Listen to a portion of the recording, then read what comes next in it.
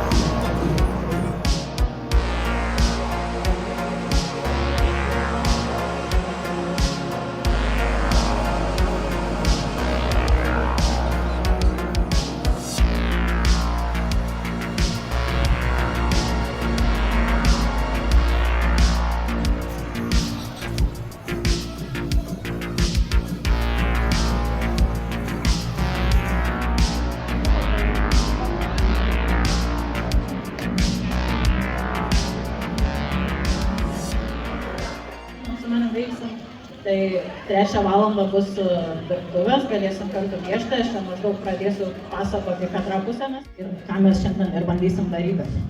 Tai mes tiesiog liesim savo emocijas, nesvarbu geras ar blogas, mano atveju dažniausiai tai būna blogas emocijas, aš noriu konstruktyviai jas panaudoti.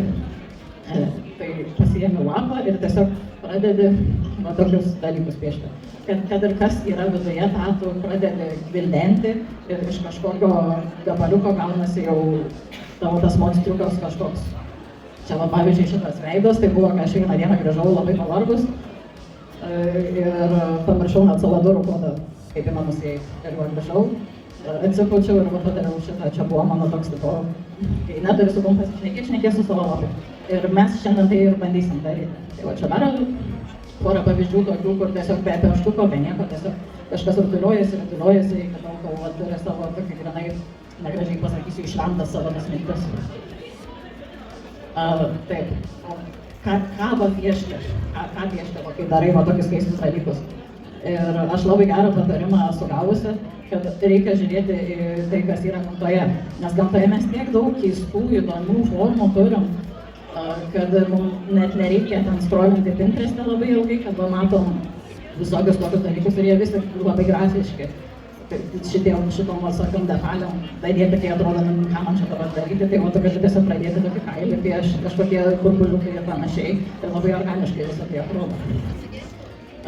Toliau žiūrime gamtą, tai turim visokiausių, ypač kai mikroskopinės tos nuotraukos žiauriai įdomios, kaip atrodo iš arti visokie vabzdžiai ir panašiai, ir kiek jie įdomių formų turi, ir spalvų, ir visko, ir visą tai mes galim savo darbuose panaudoti kaip tą kažkokį džambom, sakykime, pradedam mes tiesiog tokią anteną piešti ir tada žiūrėsim, kas nuo tos antenos eina toliau. Gėlės irgi įvairiausių, keiščiausių dalykų mes turim gamtoje ir mes galim juos visus perkelti ant savo darbų. Taip, dar paskutinis dalykas tada, apie kurį aš papasakosiu dar truputį, kad kas mano kūryboje yra svarbu, tai yra simboliai. Simboliai nebūtinai, kad tai yra tiesiog kažkoks simbolis, bet gyvūnai, ten vanduo, visi dalykai turi savo kažkokias reikšmes. Ir kai tas reikšmes duodi tiem savo piešinams, tada kiekvienas priėjęs prie darbo ir, pavyzdžiui, namuose dažniausiai yra asocijuojama su korupcija, blogiu, tačiau yra vietų, kur jinai yra kaip dvasios kažkoks geras pranašas. Tai va, tu turi, sakykime, čia kažkur musė kažkokia yra, tai ir tu duodi žmogui iš to, ką jis žino, kažkaip pasidaryti savo istoriją. Ar jis tai mato kaip gerą dalyką, ar kaip blogą dalyką. Ir man tai yra labai svarbu, kai yra labai daug detalių, aš noriu, kad žmogus savo istoriją, kažkokią savo prijautimą, savo supratimą rastų tame piešinyje, nors aš gal visiškai kažką kitą galvoju, bet jeigu žmogus save randa tame piešinyje, jis mato kažkokią istoriją, kuri jam yra artimesnė, tai man tai yra labai svarbu. Dėl viso šito gilumo. Ir kad ne visą laiką tai yra taip gilu, kaip turėtų čia pagal mane atrodyti.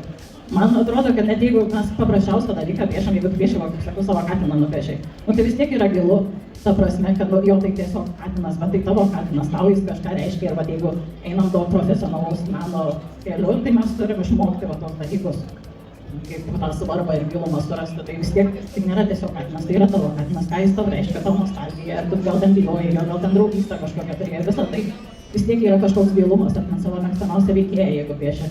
Tai tu ne šiaip savo įpiešia, tau jis kažkom patinka, kažkom rezonuoja, vis tiek ta simbolika, ten ar istorija, viskas susieina ir tas gilumas būna.